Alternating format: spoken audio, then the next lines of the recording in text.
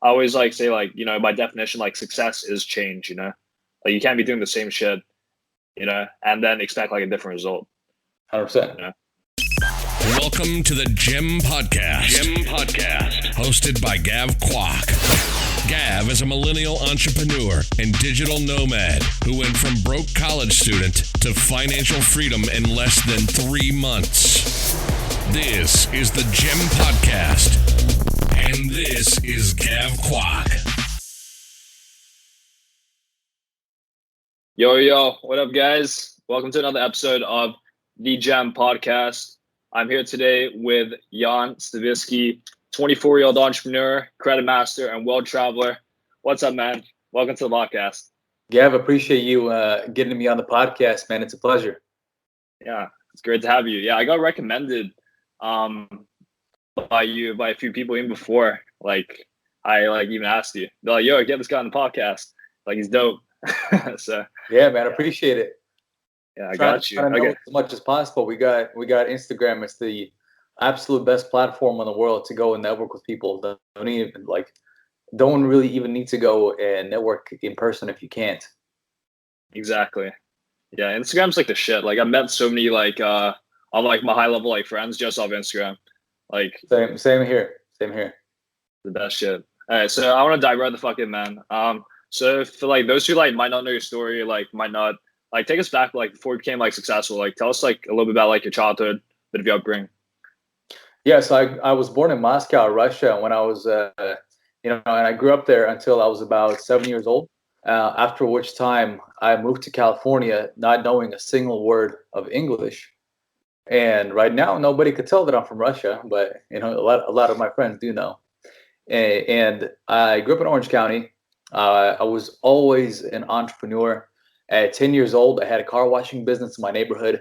I ended up not wanting to do the car washing anymore, so I hired on some students that were like 11, 12 years old.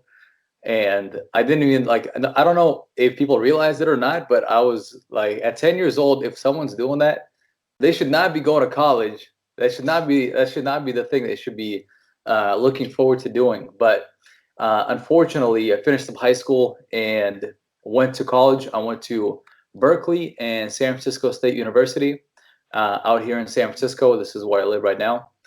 And little did I know, nor did I realize it, that my degrees, which were about 50 grand, 60 grand total, I covered by having several businesses in college myself. I had little gigs. I was always starting my own little businesses, and I should have realized that if I was able to make this much money with businesses that I started to pay for my college degree, why am I in college learning nursing, bro? Why am I learning nursing? For the biggest scam ever, learning from people that don't do a business. I ended up switching to business, which was a better idea, but still nothing helpful beside. And so I finished up a business degree and I finished up a marketing degree from both Berkeley and San Francisco State University. When I was 18 or 19 years old, I wanted to go travel. I just saw people doing crazy stuff on Instagram and YouTube. I saw Jay Alvarez, I think, was my first like inspirational video when he went to go travel, make cool content and videos. And I saved up like maybe 3 or 4 grand that I had when I was 18 years old, doing my gigs, doing my businesses. And after I paid for college, mind you, that was like 50 grand. So I had 3 grand left over to go and do my own thing. And so I went to go to Thailand for my first time, and it was amazing, man. I went for a week and a half with one of my friends. It was one of the best experiences that I could ever imagine. And when I came back, I had like $10 to my name. I spent all my money on this trip, and luckily, I got a little envelope in the mail from American Express, and the offer was if I sign up for their credit card, they're going to give me 100,000 points. And I'm like, dude, okay, cool. 100,000 points. I had to spend 5 grand, which I did. And in 2 months, I went back and did the same exact trip for $0. Besides the food, of course, hotels and flights, that stuff was all paid for with the points. I'm like, and this is how my mind works. I'm like, how do I replicate this over and over and over again? And of course, I started learning credit and travel hacking at this age. Not super heavy, but I started learning it kind of like, kind of at a basic level. And I started learning how to get points without actually spending. And I started traveling here and there when I was like 19, 20, 21. But by that time, I really, at this point, wanted to start a big business. And because I was learning credit a little bit, I was learning the very basic stuff. I started a digital marketing agency. I started like a real estate wholesaling business, and I started a couple other things. But of course, as every entrepreneur's downfall is, I was doing too many things at once. And because I didn't understand credit, because I was spending money on business, thinking that all the money I spend is going to come back to me in profit, I ended up in $82,000 worth of credit card debt by the age of 21 and a half. I was almost 22, and I had all these businesses that were making me money, but I was losing way more than I was making. And I was hiring VAs. I was doing drop shipping, wholesale. I was doing like every possible business that you see entrepreneurs trying right now on Instagram. That's the business. I did SMMA, I did eBay, I did Amazon. There's nothing I didn't do, but none of that stuff was making any real money, nor was it profitable. So I had then 82 grand worth of credit card debt, and I was paying more interest on my credit cards than I was actually making a month. I live in San Francisco. If I'm making $0, I can't. I will be homeless at one point, and that was probably one of the worst times. That was the worst time of my life, dude. I was depressed. 82 grand in debt and 4 grand in interest every single month, and just seeing your payments towards the bills not even make it go down. It just stays the same because that's all interest coming in.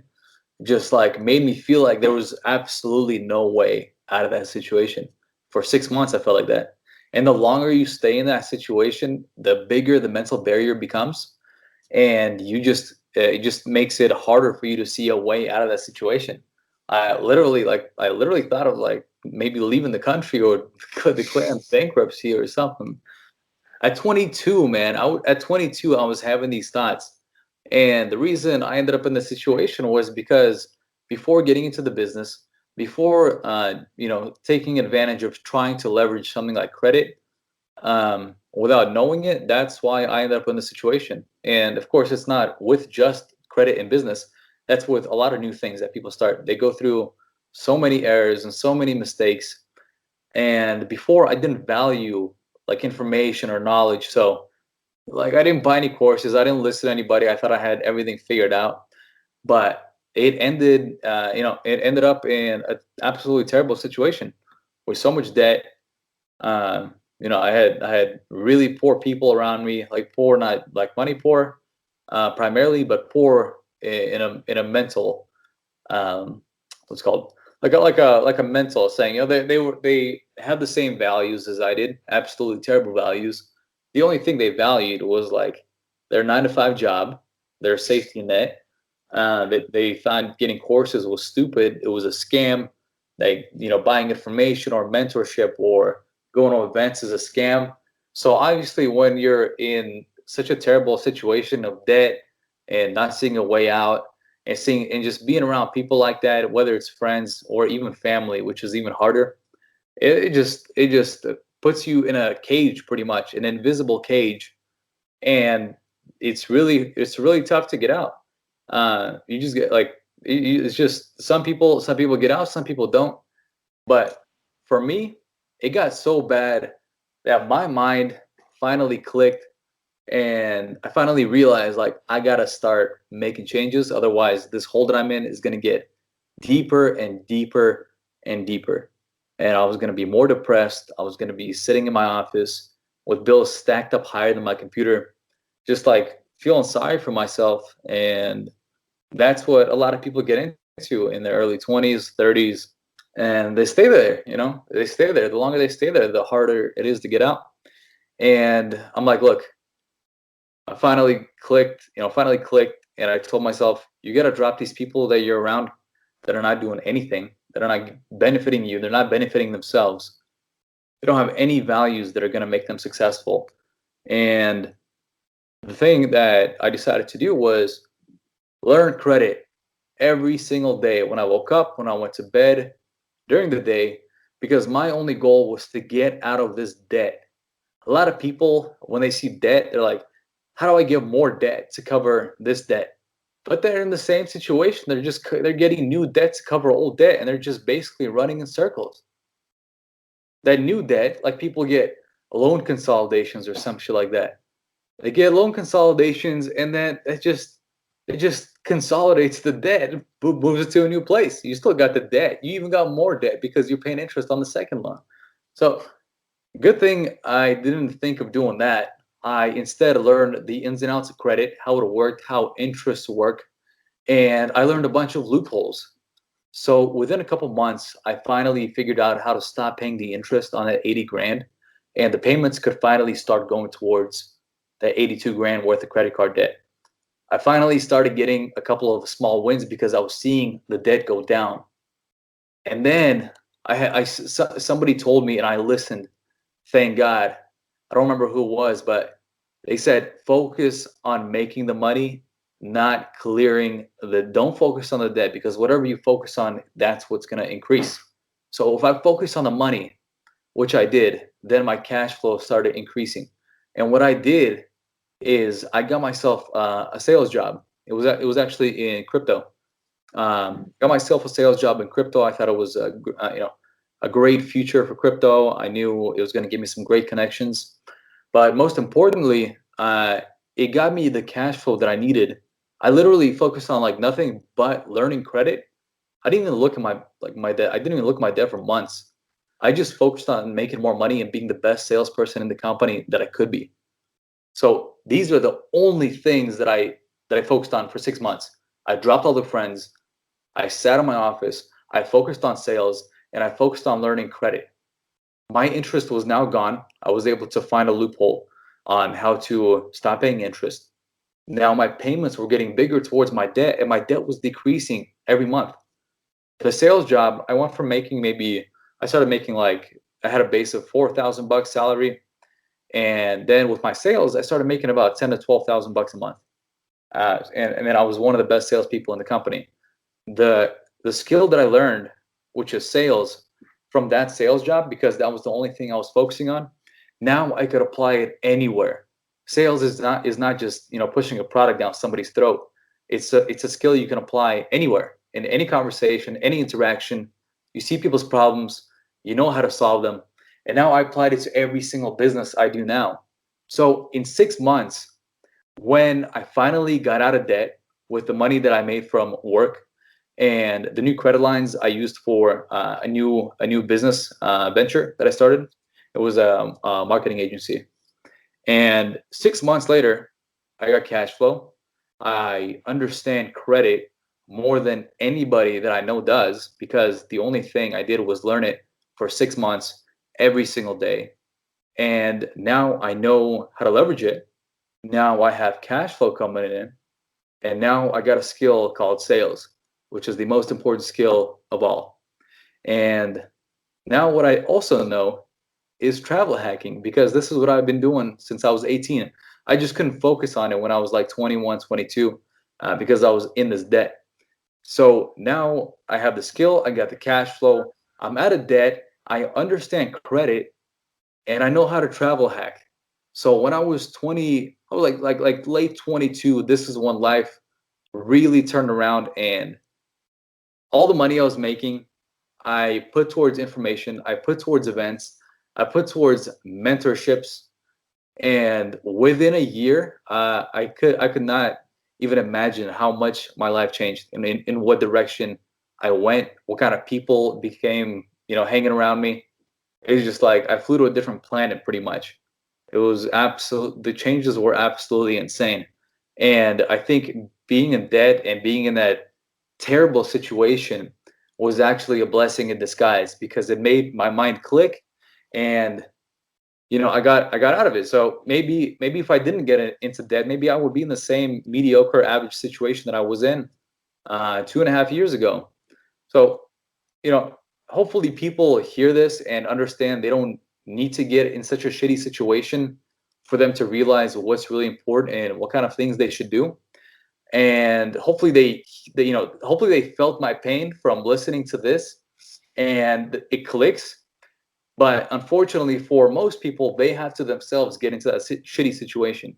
But hopefully, I expressed the pain and the terrible situation I was in enough for people to understand that the things that I'm doing right now, this is what's valuable, not the things I was focusing on previously, and that it's super important to value information, to value mentorship, to value your network, and to understand that going to college and following a lot of the popular beliefs is just gonna get them in the most average popular situation, which is living paycheck to paycheck, not traveling, not doing anything cool.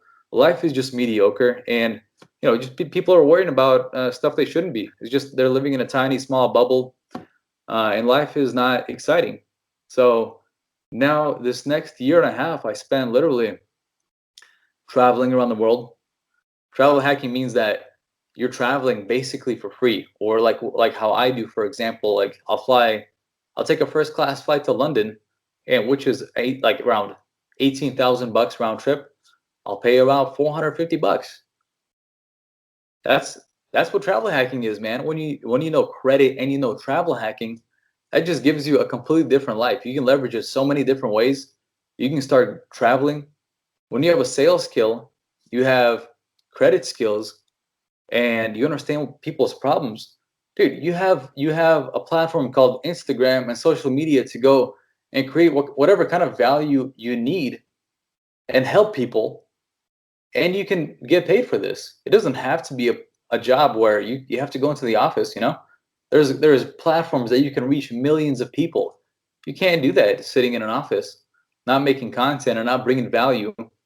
I'm so thankful there's like YouTube and Instagram where I can reach thousands, millions of people and help them. Because the more value you bring to people, it obviously feels good, but you make a lot of money too. A lot more money than working any job, at a company. So that's where I am right now. I'm 24 right now, about to turn 25. Been to about 35 countries, took 82 flights this year, and I paid no more than a couple $1,000 for all the flights put together. Dude, that's a crazy fucking story, man. I just wanted to let you talk. Yeah, fuck, where do we even start, man? Damn, that's crazy. Fuck. So you're from Russia, you had that entrepreneur spirit from a young age, you kept on doing your businesses, got inside credit, got rid of your debt. Okay, so how exactly you said you were $82,000 in debt. How exactly did you stop paying interest on it and start paying that down? Well, there's some loopholes that I have to keep within a close within an inner circle group, because a lot of the information I share in the inner circle, which is where I share all the credit and travel hacking secrets, a lot of that stuff works because very, very few people know about it, and that's why it keeps working. But what I will say is that there are plenty of loopholes, and the banks are screwing people so bad that they don't even know. And there are ways to stop getting screwed and instead take advantage of the banks. Like if I want to start a business, I grew about $500,000 in personal credit, and about 150, 200 grand of that is zero interest, meaning that if I want to take it out, I don't have to pay the bank a single dollar for 12 to 15 months. So there's a way to actually liquidate credit cards into cash without paying any fees. Like balance transfer, that's the joke. You'll be paying interest on that. Okay, not even if you have an offer for 0% on balance transfers, you'll pay upfront $600 if you want to liquidate or move 20 grand to a different account. And if you want to liquidate it in cash, that's a cash advance. You're going to be paying upfront fees, and then you're going to be paying 20% in interest. So if you want to do 20 grand, you're going to be paying 4 grand just in interest, just to liquidate that into cash. I do it for free. So let's say I want to take out 100 grand. That would be 20 grand in interest. Okay. I do it for free. I don't pay the bank a single dollar. That's crazy. Leveraging that kind of stuff is just if someone started a business and they knew that, I mean, it would be a world of difference for them. They would have to make 20 grand less, and especially for a starting business, that's a lot of money. And when they don't have to pay that, man, that's just a world of a difference. That can be the difference between the business being successful and the business going into bankruptcy. So is like the liquidation of credit, like liquidation of the credit lines, like, are you able to share that, or is that more like private knowledge? No way, man. That's stuff. No way. Because the methods to do that, they change sometimes. Oh, true. And it literally takes weeks and weeks to test methods of doing it. And the methods always close, new methods open up. So that definitely has to be kept within a very close group of friends, or the inner circle, which is, my program. That's dope. Yeah, like going back to your story, like I relate like so much to your story. Like especially when you said like Jay Alvarez. And like I remember like watching those videos of like him with like Alexis Ren, and then them with just like traveling and shit, and like him like skydiving and like doing all that shit. Like I remember I was in college when I first saw those videos, and it was like my freshman year of college, and I was like, dude, like I was like studying fucking like pre-med at the time. I was like, dude, like that's fucking life. Like not fucking in this fucking college piece of shit. Like studying like fucking like 5-6 hours a day, like on some shit I don't even want to do. Like I don't want to become a fucking like a fucking doctor. Like, are you serious? Like, but I don't know. Like, that was like my. I wanted to be a plastic surgeon. Oh, no way. I was watching those movies about plastic surgery. What are they called? There was like a show. There was two doctors. They used to smuggle drugs. Yeah, I forget the name. But there were a couple of those, and then so I was looking at these cool shows of plastic surgeons driving Ferraris and stuff. Then I went to school and I tried it out, not being a plastic surgeon, but going and like working kind of like small mentorships. I'm like, man, these guys are doing 60 hours in the office. They don't have a life. They don't have any friends outside of their office or whatever. It's just they don't travel. Mm-hmm. I asked him like, what was the last place you traveled to? He's like, I went and did somebody's lips, like in whatever country. Yeah. That's pretty sad. That's not what I want to do. Yeah. So I remember I went to be like an ophthalmologist. I remember. Yeah, that was like my thing. But yeah, I switched out of that shit pretty quick. And I got into like I didn't know exactly what I'm not gonna talk about myself too much, but like I remember I just wanted to like definitely not like spend like 12 years like in school, studying something just for like the money, because there's much better ways to make money than like much better, man. Like the first time I was in Asia. I was in Thailand or Bali or something, and my first like $500 I made online without doing anything. It was like a little. I ran some ads for a company, and those ads were just bringing me commissions. So it was like kind of affiliate marketing. And the first $500 I made, and it just popped up on my phone. It was like, hey, you made $500. And I didn't do anything for like a week. I'm like, dude, that little win made me realize that you can go and bring value to people online and make money this way. I didn't have to go back to San Francisco or California and work at a job and go to an office. So it's important to have those little wins, because just seeing people do it, it doesn't make it realistic for a lot of people. I saw a lot of people, making money on Instagram, or so they claimed, but doing it myself, even just a small win, even just $500, made me realize that it's possible. And of course, going from like 0 to 20K, that's just not realistic. But having small wins and then scaling slowly, that's what makes everything work. That's what made me realize that it's possible. And a lot of people, they see this stuff. They see people having a lot of success, but they don't see the hard work that went into all that success. And it was not overnight, nor is it possible overnight. There are small steps you got to take and some big steps. But the most important thing is don't dive into it 140%, because you will burn out. Like as an entrepreneur, like I'm working probably about 16 hours a day most days.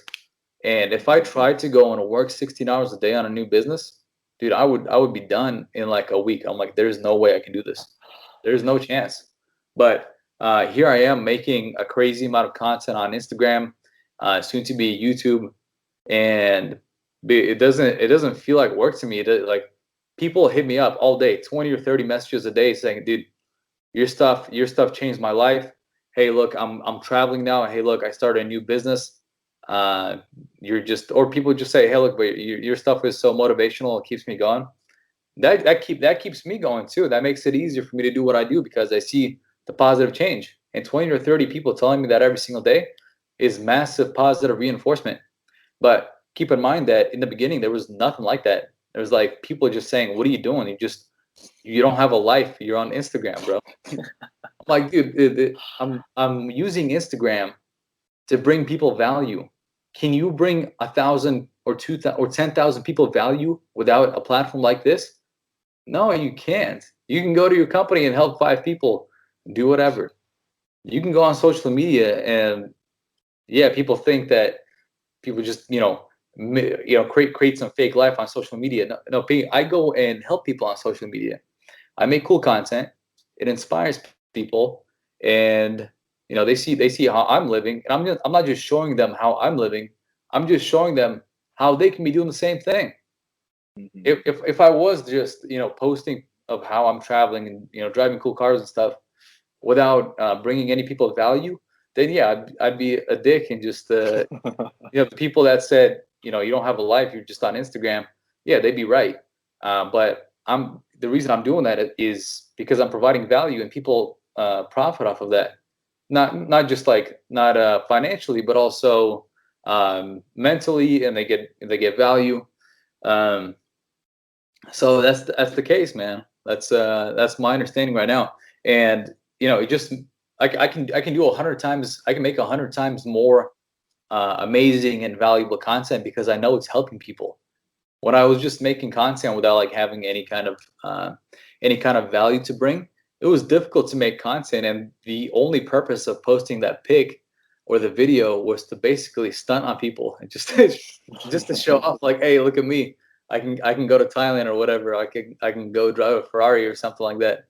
And it didn't really make sense. Maybe I'm just like that, but it was really difficult for me to make content because I knew the only value it was bringing was just me feeling fulfilled for an hour, and people are like, whoa, dude, I can't do that. So you're cool, but so right now, I've never been happier than the last 4 months where I was able to help so many people, probably a couple hundred now. I started, if you know what the inner circle is, where I share all the secrets that I know about credit and travel hacking, and also credit repair. So a lot of people join if they have bad credit. And I started 4 months ago, maybe 5 months ago now, and just so many people have gotten so much value out of it. And I literally see a change, just not just about what they say, but literally the content they put out. I see people talking about their new business they started. I see people literally going to a different country, and they always give me shout outs like, hey, I'm traveling for free, or I'm making this much more money. So it's pretty cool. People, getting their credit straight, which is obviously a big factor in why people are getting held back from starting a business or making more money or traveling. So that's the situation that I was in, and a lot of people use the same information that I personally learned in a couple of years and use it to their own benefit. So it's super amazing for me to see, and for me to get told that what I'm sharing and the kind of value I'm bringing is actually really helping people. So I'm super stoked about that, and that makes me a lot more happy than just using that stuff for myself. Yeah, 100%, man. Yeah, I love the fact that you're actually inspiring people, and actually creating value for people. And I don't know if you know this, but that was actually the reason why I even created this podcast in the first place. Because I remember in my DMs I'd always have a shit ton of people oh, what are you doing and blah blah. Because I started traveling a lot as well after I became relatively successful. and they're like, "Oh, what are you doing?" Blah blah, and I'm like, "Oh fuck, I can't like, I don't know, like, I could like, I can't spend like a whole like day like teaching you like the mindset stuff and like the stuff you need to know because like I believe that it all comes like down to mindset first. Like you've got to change your mindset before you can like actually do the practical shit that you need to do to be successful. I think that is true, but I also think that the mindset is built when you start doing. You can't like it's people say change your mindset, but it's really really difficult to change your mindset before you start doing and actually trying to get into that mindset that you will be in once once you've started that business, once you've done all the hard work. All that stuff put together creates a mindset. It's not like you can just bam, I got a different mindset. You Yeah. can't do that. I'm speaking firsthand. I was in a shitty situation, and I can tell you that for a fact. There's no way I could just click and my mindset's changed. Not after reading a book. I got a stack of books right here. Like I could have read these books, and I can tell you that I would have just forgotten what I read. Like a couple days later, my mindset wouldn't have changed. But I would just kind of stop listening to my internal thoughts and just start doing what I understand is correct, whether it's based on based on a mentor that I was listening to or based on what I thought was right, and just overcome whatever internal negative thoughts that I had. Maybe like, oh man, I can't. Nah, this is not worth it. It's not. I'm wasting too much time on this. Just I did not listen to that stuff. And after a couple months, my mind started working differently. I started thinking differently. I started valuing different things. And now after a year and a half or 2 years, now I've built a different mindset. And it's now relatively easy to stay in that mindset. Of course, negative thoughts come in all the time, but I now I know what's possible. I've experienced it myself. It's not that I've seen other people do it. I've experienced it myself. So when you have that, then you can truly have a different mindset. Yeah, no, it's definitely like a mix. Like I know a shit ton of people that like they just, read books, the information junkies and they never take action. I bet a lot of people like that as well.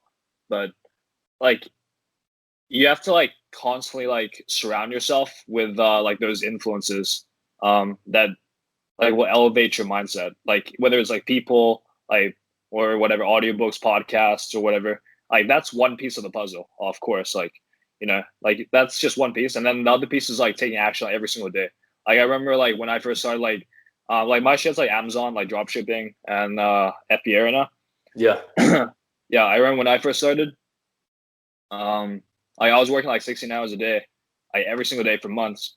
And while I was working, like I just had like podcasts, YouTube videos like on loop, on repeat while I was working, like, Yep. and I feel like those two combined is what really like changed my life in like fucking like just a few months, honestly.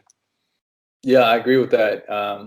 And like I said previously, taking action is super important, but it's also important to take small steps, not just massive steps immediately, because you'll get burnt out. And when you're in kind of like the beginning phase, you can't take a crazy amount of negative stuff because you're not sure whether that thing that you're doing is working or not. So it's best to take small steps and then just scale them, increase them, do them more, do them bigger. And also, it's important that every entrepreneur, just like they do a bunch of different things, they also listen and watch a bunch of different people. I used to do that when I was completely broke. I was like, oh, he's doing something awesome. He's doing something cool. Oh, I got to do that. I got to try that. And something's going to hit. No. If you're going against a person that does, let's say you're doing Amazon. Let's say I'm doing Amazon and I'm doing Shopify and I'm doing eBay, and I compete against a person that does only Amazon 24 hours a day. So he will crush me over and over and over again. The same thing with listening to people. People have different opinions. So a lot of people right now, they don't take action because they have way too much conflicting information. They just have information overload. They can't take action. So the important thing is to listen to very few people and listen well and take action on those things. Listening to 10 people, listening to like Gary Vee and Grant Cardone, like you're gonna have information overload and you're not gonna be able to take action because both say completely different things, and you're gonna think you're progressing by just listening and not doing anything, but that's not true. You're just staying in one place or going backwards because now you're just getting a bunch of mixed information. It's much better to listen to one person than 3 people. Yeah, I agree with that like 100%. Like I tell people like just choose like 1 or 2 people that you resonate with like the most, who have like very similar mindsets, like, and preferably people that are like your age and like are living the lifestyle that you want to live, and just strictly listen to those people and take fucking action. Because like everyone just is like, everyone, yeah, like as you said, like everyone just like listens to a bunch of stuff. They never take action, like paralysis through analysis, like, and it's just like mental masturbation, like, and like they never do shit. Like I don't know, like I get so triggered sometimes when I like talk to like old college friends, and like yeah, and it's just but I don't know. Yes, Anyways, I had friends from back home that it's funny, they here's a book, like literally, see, it says be obsessed or be average. I love that book. It was really good. It's a great book. Yeah, when I started my business, and particularly my Instagram inner circle business, people started calling me obsessed. And before, I would have thought maybe I should back off. I already read this book. I already read Be Obsessed or Be Average. When people started calling me obsessed, I knew I was doing something right. It's like a call. Like, I am obsessed, bro. I am obsessed because I'm working 20 hours a day, and the only thing I want to do is keep going because I love this. I know it's going to bring a lot of people value, and I know I'm going to make a lot of money. I know I'm obsessed, bro. Thank you. I'm obsessed as fuck. That's awesome. Yeah. Do you know Conor McGregor? Yeah, of course. Yeah, like he talks about that shit a lot. I remember like I used to like always watch like his videos on like visualization and like obsession, and I feel like that was another like that mindset like of like visualization and all that is what really helps me. Yeah, and it's much easier to do that when you have small wins along the way. When you start taking small steps, small actions, then you start having small wins, and it's much easier to visualize the end goal. Like let's say you're visualizing making $1 million. It's pretty hard to do that, and it's pretty hard to do that when you have $40 in your account, or you have negative like if you have like negative $82,000 in your bank account. How can you possibly visualize and believe yourself that you're going to make $1 million? But when you have 20, when you have 70, it gets much more realistic in your mind.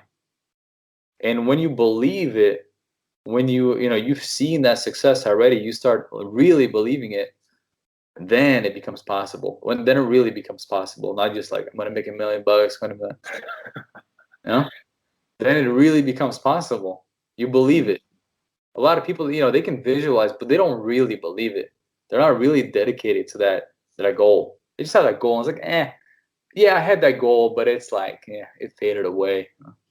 Yeah, kind of just, like I remember there was so many people back in college who's like, like those people that like say they're gonna do something, but that you just know that they'll never do it. Oh, that. Yeah, but like what you said before they even finish the sentence, they're not gonna do a single thing. Yeah, like I talked about this in like a previous episode, but like I remember there's like this guy I knew back in college, and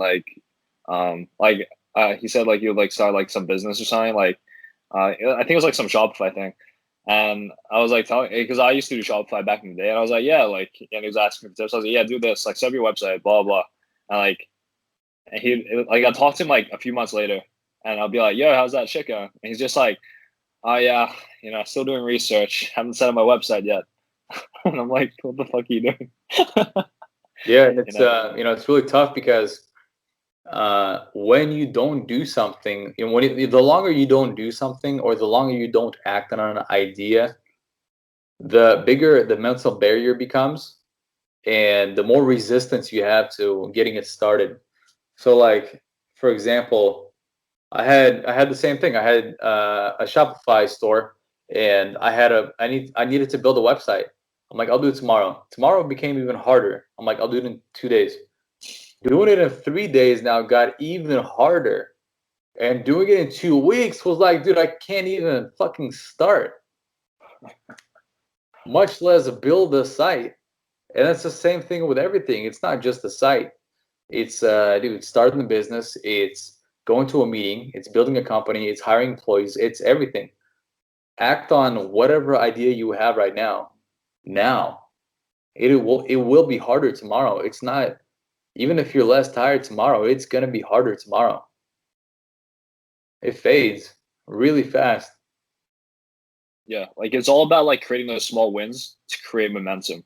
And as soon as you have momentum, like that's like what truly creates results, is what I believe.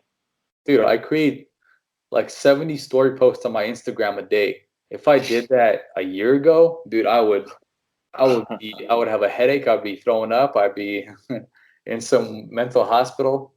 There was zero. You can't just speed up like 0 to 70, 0 to 100 immediately. That took time, and it took I built the momentum, and now that I have momentum, I need to maintain it and keep it going, get it going faster. Yeah. Okay. So I kind of like want to switch the topic now to like your main thing, which is like, obviously credit. And I don't know like how much you can share, but like I'll ask you a question and you can like decide if you want to share or not. But Cool. like I asked on like my Instagram story like kind of like what like questions people want to like ask. So I just want to see if like you can answer them. So let me see. Okay. So for someone who's like just starting out with credit, like I know people that don't even have like a freaking credit card, and it like blows my mind. Like what would you tell someone who's like brand new to credit, doesn't have a credit card? Like what would you tell that person? Like first card to get, sort of thing. Yeah, the first thing they should ever do is get added as an authorized user to somebody's account, whether it's a family member, whether it's a friend. They should just make sure that it's a good standing account. It's at least a couple of years old, so that they can adopt the payment history, the good standing of the account, and the age of the account. This way, they'll have payment history, they'll have age, and they'll have a credit score. Then they should go and apply for their first card. A first card could be like a Discover card. It could be a Chase card, like a Chase Freedom card, something very basic, and get 1 or 2 cards at maximum the first try. So this way, after a couple months, they can build some credit history. They already have a couple of accounts in good standing, and they have a couple of good payments reporting.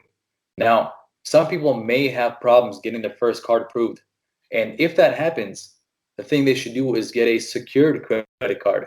A secured credit card, like a Capital One secured credit card, you just have to put a deposit down for your credit line. So if you want a credit line of $300, you just give them $300, and it's a guaranteed approval, even if you don't have a credit score or if their credit score is really bad. That'll give you a good standing account. It'll guarantee it. And after about maybe 2 or 3 months, and then you will start applying for other credit cards. So if you didn't get that Discover or that Chase, then you would go for that secured Capital One credit card. And there's a couple others. And after a few months, once you use it, make payments, then go for the Chase card and the Discover card. So you can kind of stair step that way. And then you'll have already 2 or 3 accounts in good standing. And by maybe month 4 or month 6, once you've shown good payments, you have good payment history, you have good utilization, meaning you're not using the card a lot, paying the balances off before statement due date, and you have a couple of authorized user accounts. Now you're ready to apply for some decent cards. Maybe cards that'll give you points, maybe cards that'll give you bigger credit lines. Maybe you can even start business credit at the same time. So that would be the first step. Okay. Awesome. Yeah. Like what would be like the fastest way to like scale your credit line? Like, I know like a decent bit of credit because like I studied a little bit, but like I don't know like the exact processes. Like is there like a process of like when to ask for like a credit line increase, or like on like a personal credit or like business credit, or like I don't know. Yeah, there's a couple of factors. So first, you want to scale the personal credit because you can use that to scale the business credit much faster. Of course, you can do it separate, but it's much, much, much, much longer. It's not even worth it. It's better to get the personal credit straight, use it as a quick start for your business credit, and business credit is much more scalable than personal credit. I would say, for example, I can get a personal 10K credit line, and if it was the same card for business, I would get a 30K credit line. So just to give you an idea of how much more scalable that is. But how to scale the personal credit would be a matter of understanding all the internal bank rules, because applying for credit means you're going to get a hard pull, okay? And if you have too many hard pulls, banks are going to see you as a risk, and they're going to think that you're trying to apply for a bunch of credit, and they're afraid of something called a bust out, where people kind of build up a credit portfolio, credit report, which looks good, and they get a bunch of credit, and then they just leave the country. They just, buy a bunch of stuff, leave the country.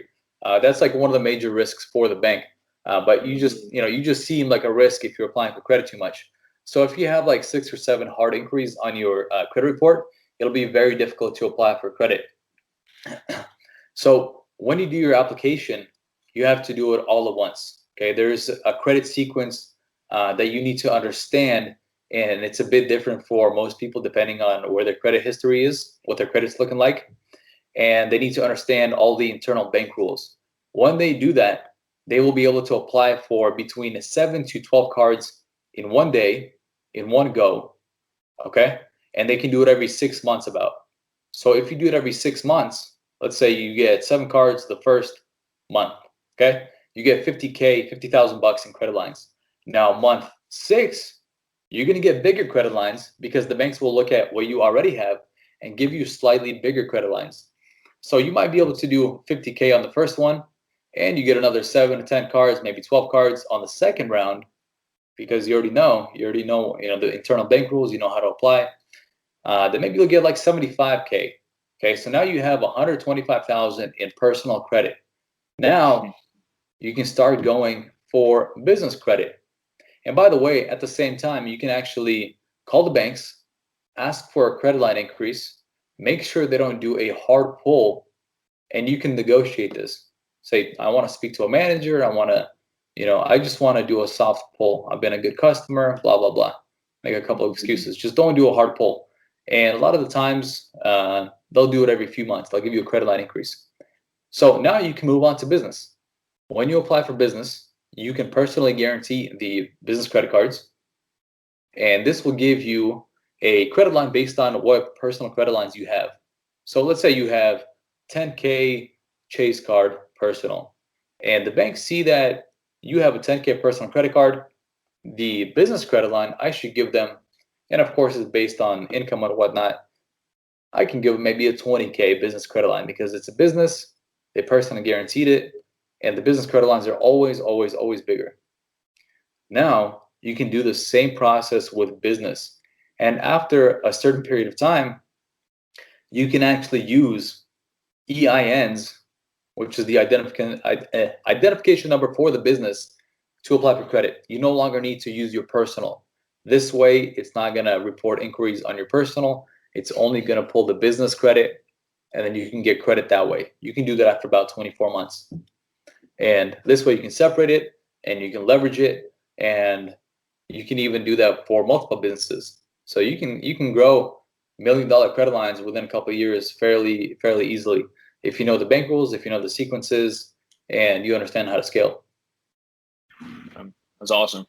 Thank you for that. What's like the best way to remove like inquiries? Because like I remember when I first started, like I didn't know anything about credit, and I was just like, I'm just fucking like get as many credit cards as I can. Like it must be the way to do it. And then like I remember I just like hard inquiry, and I think I still have those on like my credit score personally, like to this day. And like I remember I was looking at like a few like methods. I don't know if you use like SageStream and like you freeze your account and then you like send them letters and all that. I don't know if you do that, but like how do you do it? Yeah, SageStream is actually the database for hard inquiries. So generally credit bureaus will go to SageStream, so the credit reporting agency, instead of the bank. And if you freeze the credit reporting agency, they can't verify the inquiry, so then they have to remove it legally. Although that's the case, they sometimes don't even do it. So you might have to do a couple rounds of letters and reports and disputes to remove that stuff.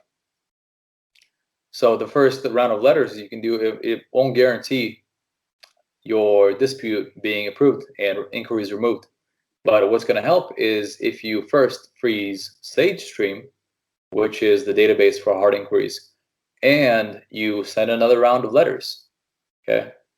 So once you do that, it takes, credit repair is not like this. It takes a couple rounds.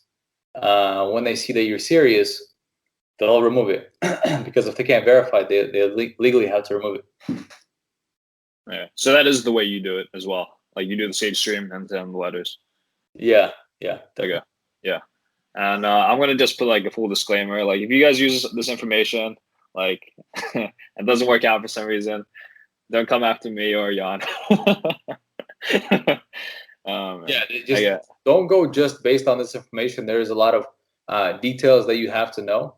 So don't just go based on this information. There's a lot of details that you got to know to make everything work the way it should. And this is just general information. This is the general method, not the deep, understanding of it. Yeah. I'm gonna let's see.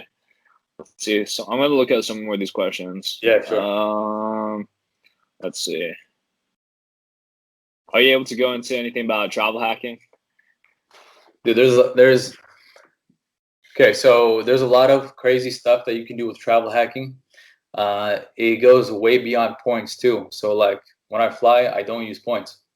When I go to hotels, I don't use points, and I still get 80% off at the hotel. And then I use points to make it completely free. So I stay at the Ritz-Carlton for $0.00. That's awesome. It's called manufacturer spending. It's getting points without actually spending anything. You make it look like you're spending, but you're not actually spending anything. So that's the method people use to get points for like sign-up bonuses, like just regular points based on cash back. But the amount of points that you would need to do 80 flights and 20 Ritz-Carlton stays in a year is in the tens of millions of points. Like it would be very, very difficult to manufacture spend that many points, and you're gonna get all your accounts shut down doing that much volume. So there's a lot of travel hacking beyond just points. There's different kind of travel passes. There's loopholes. There's a lot of cool stuff that you got to know when you travel, man. It's just like I'll tell you that in the past 3 years that I've been traveling and knowing travel hacking, I saved myself almost $500,000 in travel fees on flights, on hotels, on airports. So that information is very, very, very valuable. Okay, sure. And that's probably like your close friends. Yeah, all the like it's the same thing with loopholes with credit and secrets with credit. A lot of the stuff works because very, very few people know about it. So same thing with travel hacking. I'm obviously not going to reveal the information to the public. Right. I just want everybody to know that that's the reality and that's possible. Sure. Yeah, like about manufacturer spending, I had like a few of like my high level like entrepreneurship friends who like wanted me to ask you like how you did it. You're like not using like the gift card method. They're like ask Jan. Ask Jan about it. But the methods work because very few people know about it, and the information is not leaked because people that pay for the information, they keep it to themselves. If somebody gets the information for free, the only thing they want to do is blab it out about how much information they know. Right. So that's why I don't even have a WhatsApp group, Telegram group, Facebook group, because the information I share stays very public between the people that paid for the information. Right. Yeah, that's true. Yeah. I remember. I heard there's like this crazy method of manufacturer spending of like buying like designer, like Louis Vuitton or whatever. And I don't know if you guys do that or not, but you can like buy like tens of thousands of dollars worth of shit, and then just like return it, like using like your debit or something. I forgot what it was, but like it's a really quick way to spend like thousands of dollars of like manufacturer spending. Yeah, that's one method. And there's a couple of there's a couple of details that you got to know to make that work. Because a lot of people get their accounts shut down immediately, or it doesn't work for them. So there's just a couple of details you got to know, but that's a method. Mm-hmm. Okay, sure. Also, another question I had someone ask me was if they have like a really like shit credit score, like how do they fix it? Depends why their credit score is so shitty. Generally, a lot of people have high utilization. High utilization, it just takes a toll on the credit, just like missing a payment. So if you have 80% utilization, it's the same thing as having late payments, which completely destroy your score. So you can have like a 750 and have one account at 100%. That'll dump your credit score down to like a 680 without any exaggerations. Mm-hmm. So if people have collections, if people have late payments, if they have derogatory marks, you got to understand that you can remove all that stuff. All that stuff is removable. You can dispute it. And collections, do not pay collections and do not agree to pay collections. You can fight all that stuff. They literally cannot legally collect unless they verify the information. And 90% of the time, the information is not verified until the person gets on a call and said, "Oh yeah, this is me and this is my debt," or they start paying for the debt. Collections are third parties. Okay, they're not the original creditor. They don't have the original furnished information about you signing off on the credit line. All right, and you do not have to pay those guys. You can dispute all this stuff and get everything removed. Okay, sure, awesome. Yeah, so I had another one of my entrepreneurship friends ask me like, ask him what's like the fastest way to get like black cards or something. Yeah. The fastest way to get an Amex black card. Yeah. So it's an invite-only credit card, and you got to spend probably about $250,000 on credit card, and it's for American Express Platinum holders. So if you got to get an Amex Platinum, and then you got to spend about $250,000. So this can be done with manufactured spend, and usually you got to have the Platinum at least for a year. Okay, and then you got to put a decent amount of spend, and they look at the spend before they send you an invite. And if it's at one location or something, so if it's all 100% manufactured spend, then they'll see that this is not real spend, and they might not send you an invitation. Whereas if you're showing, if you're using it for business, if you're using natural spend, not just manufactured spend at one location, or buying one thing, then you will probably get an invitation after 12 months and doing about $250,000 in spend on that card. Awesome. Let's see. I have another one. One of my I like this guy. He makes bank off Shopify. He's like, how many Amex business gold cards can you have at once? You can have depends how many businesses you have. You can have a bunch. You can have if you have like 20 LLCs, you can have 20 if you want to. Okay, sure. All right, you like that. All right, awesome. All right. So like, tell me like one of like the biggest failures you've had like in your like journey as like an entrepreneur, and like what were like some lessons you like took from it? Well, I mean, we were discussing that earlier when I just went into doing business and leveraging my credit and getting into $82,000 worth of credit card debt, destroying my credit down to a 490. I had collections, I had late payments. I had them calling me every single day saying, "You got to pay this, otherwise we're suing you." And I was just depressed. I did not see a way out of it. I told you, all the people around me at the time were just people that are not going anywhere. They're not going anywhere. They're just hanging around, going out and drinking on weekends. They're not focusing on anything but, hey, I got to work on Monday, so I got to go in early. They're not reading books. They're not listening to podcasts. They're not going to events. These are the people I was with, and that's the mentality that I had. And at the same time, I had a crazy amount of debt. The only thing I was looking for was more debt to cover the old debt.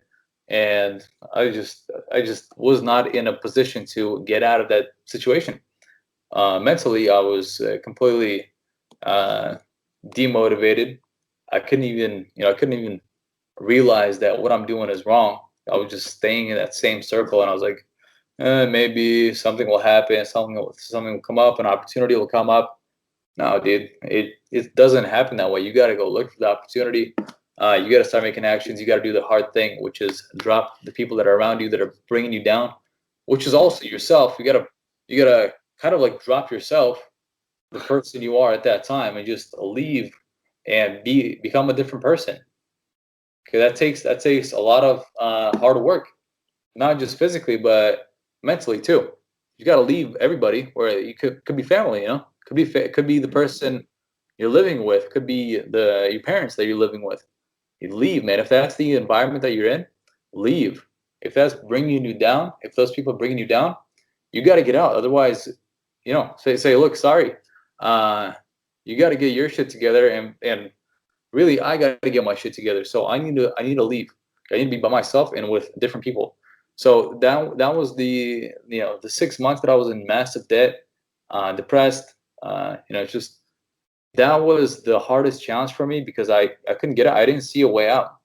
And when I finally just dropped everybody and just stayed by myself, learning credit, working on my job, then I started getting different values, and I started taking actions on those values that I now had. And I started building a different mindset at the time, being around different people. All my money was going towards paying my debt down and towards mentorships and information and events. And that, one, gave me a completely different mindset just by taking those actions. And two, gave me a network of people that are on the same path or way ahead of me. So that was the biggest positive thing that could ever happen to me, was my network of people around me changing. That was the biggest gift of all that I gave myself, was the network of people. So networking, I always say, gave me all the opportunities and all the success I have right now. Because by myself, I wouldn't have done it.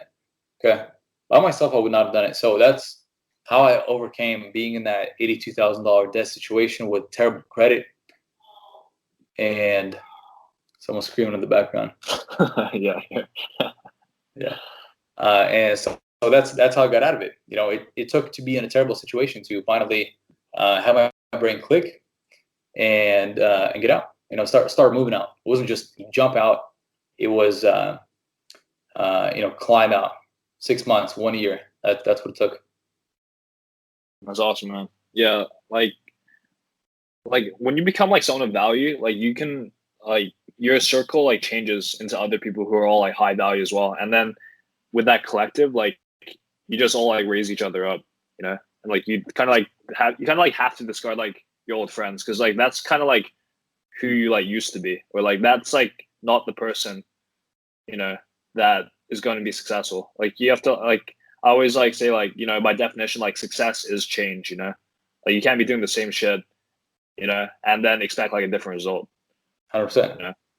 Yeah. You can't be doing the same shit. You can't be doing the same thing. If you like for example, here's an analogy. If you're painting with a red marker, how can you expect to get a green color?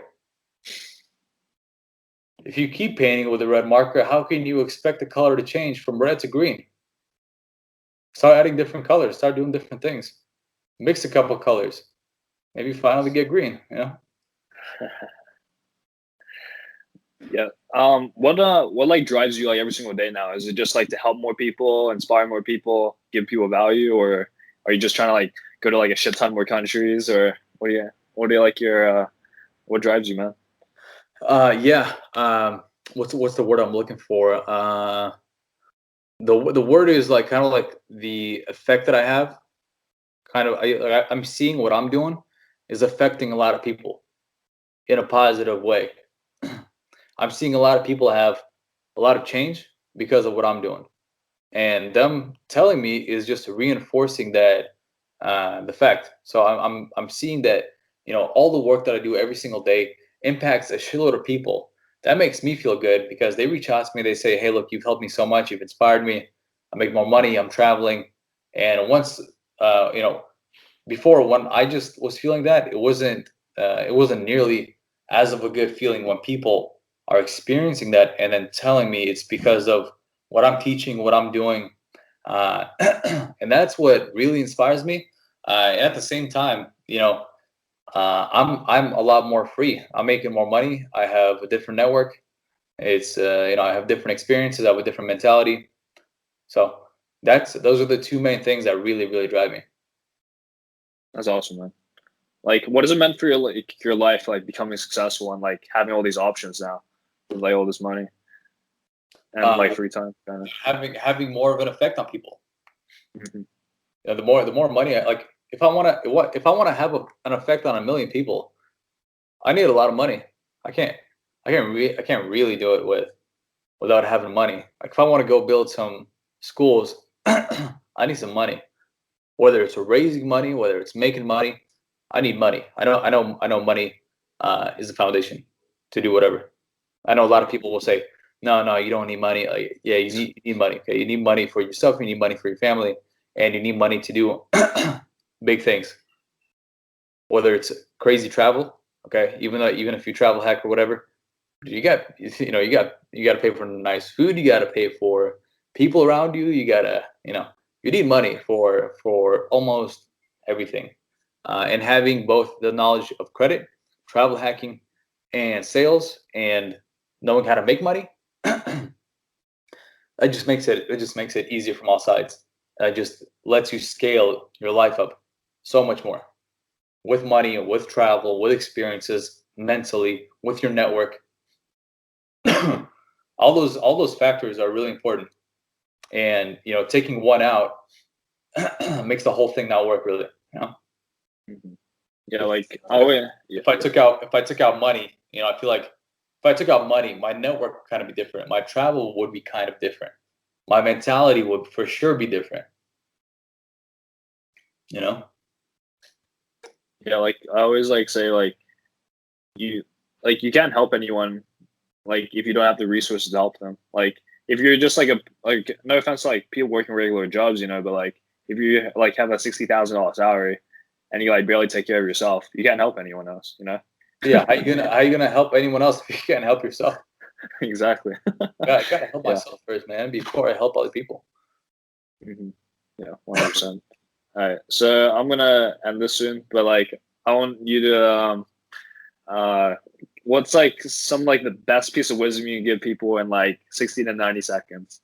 Like the best piece of wisdom, I would say, I always tell people that network is the main thing that gave me all the opportunity that I have.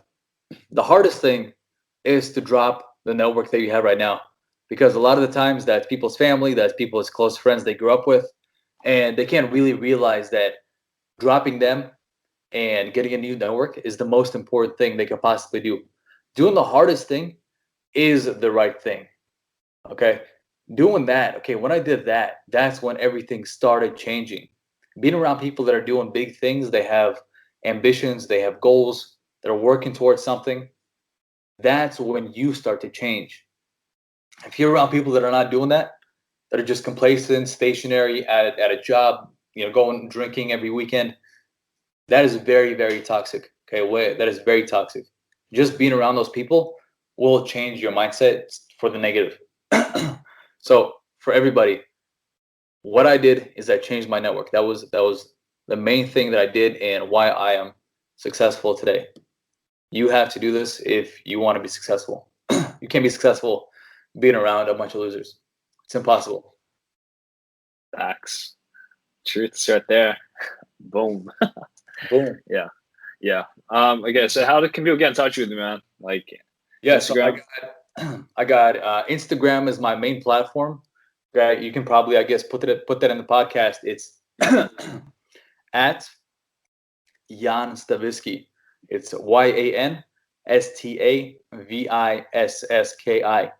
If I have a different handle by the time that somebody listens to this, I guess we can change it, right? Instagram is my biggest platform, and I reply to all my DMs. I try to at least. So if somebody messages me on there, I'll reply on Instagram the fastest. Okay, awesome. And like you have your program, the Close Friend Circle, as well, right?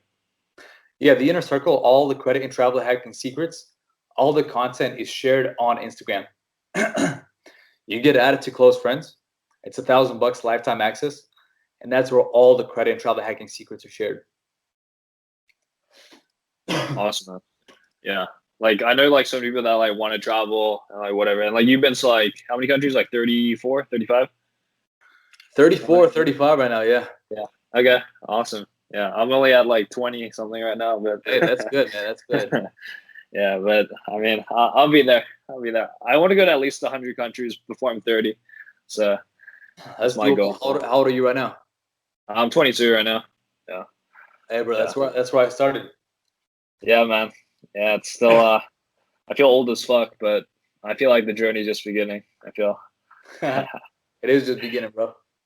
By the way, if you're like 30 or 40, I have people in my inner circle that are 30, 40, 50 years old that just started the journey. In 3 or 4 months, the change they made is unreal. Like they went from just working a job for 20 years, quit that job, they started leveraging credit for cash flow. So they now started a couple of e-com businesses in their case. And they started traveling because they know travel hacking. They don't have to pay that much for travel anymore.